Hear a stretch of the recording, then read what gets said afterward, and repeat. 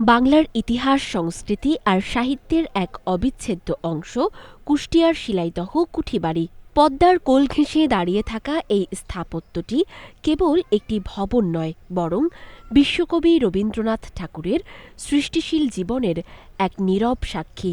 প্রাকৃতিক সৌন্দর্যের মাঝে প্রায় ১১ একর জমির ওপর শত বছর ধরে মাথা উঁচু করে দাঁড়িয়ে আছে এই তিলোত্তমা কুঠিবাড়ি।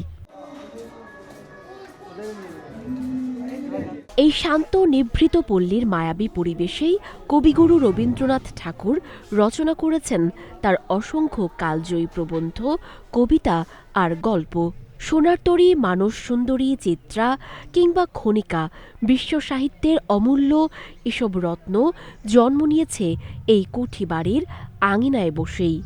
এমনকি ১৯১২ সালে গীতাঞ্জলি কাব্যের ইংরেজি অনুবাদও তিনি এখান থেকেই শুরু করেছিলেন, যা ১৯১৩ সালে তাকে এনে দেয় সাহিত্যের সর্বোচ্চ সম্মান নোবেল পুরস্কার।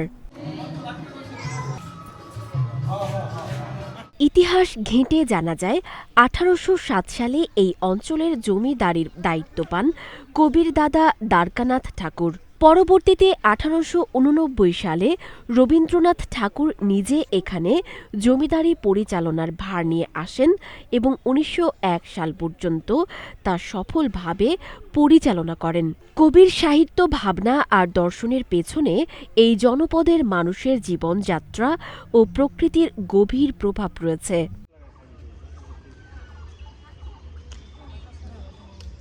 কুষ্টিয়া শহর থেকে মাত্র ১৫ কিলোমিটার উত্তর পূর্বে কুমারখালী উপজেলার শিলাইদহ ইউনিয়নের এই তীর্থস্থান দেখতে প্রতিদিন দেশের বিভিন্ন প্রান্ত থেকে ভিড় জমান দর্শনার্থীরা।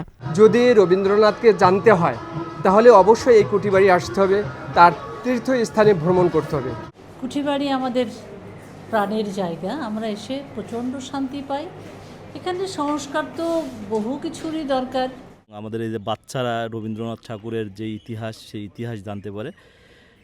এই জন্য রবীন্দ্রনাথ ঠাকুর বাড়ি বারবার ঘুরে আসি আর কি। রবীন্দ্রনাথ ঠাকুর বাড়ি আসি, মনের একটা প্রশান্তি লাগে, আর মানে নিজের ভেতরে একটা জ্ঞানবোধ জন্মায়। রবীন্দ্রনাথের বাসায় আসলে ভালো লাগে, সব মিলাই একটা শান্তি লাগে। বর্তমানে এটি প্রত্নতত্ত্ব বিভাগের তত্ত্বাবধানে একটি জাদুঘর হিসেবে সংরক্ষিত রয়েছে। এখানেই সংরক্ষিত আছে কবির ব্যবহৃত পালকি, হাতে টানা পাখা আর সেই বিখ্যাত ঘাস কাটা যন্ত্র। রয়েছে কবির বিভিন্ন আসবাবপত্র ও ছবি। কুঠিবাড়ির প্রতিটি ইটে যেন এখনো লেগে আছে রবীন্দ্র স্মৃতির ঘ্রাণ।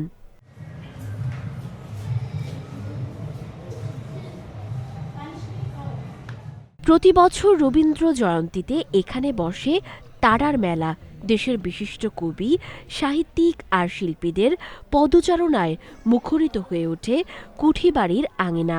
গান, কবিতা আর নাটকের মূর্ছনায় কবিগুরুর প্রতি শ্রদ্ধা জানানো হয়। যান্ত্রিক জীবনের ক্লান্তি মুছে দিতে আর শেকড়ের টানে রবীন্দ্রনাথের এই কুঠিবাড়ি আজও এক পরম আশ্রয়ের নাম। সানজিদা আফরিন, সোনিয়া, নাগরিক, প্রতিদিন।